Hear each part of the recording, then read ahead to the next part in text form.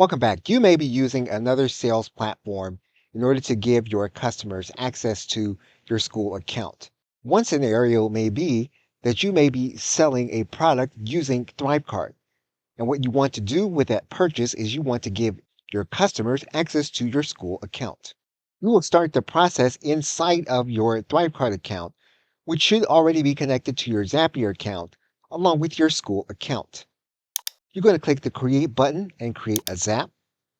What you will then do is to start the trigger with your Thrivecart account, again, that is already connected to your Zapier account.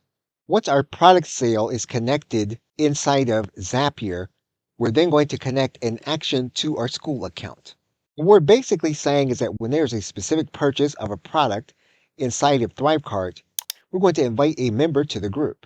What we're then going to do is click Continue. We will then use our school account that we have connected to Zapier. What we will then do is we will map the email address from our Thrivecart purchase.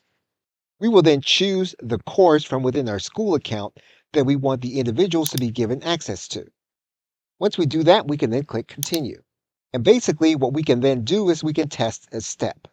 And we have successfully sent an email from a purchase to our school account. So what we can do is we can have a purchase in Thrivecart, and we can then invite that same individual to our school group.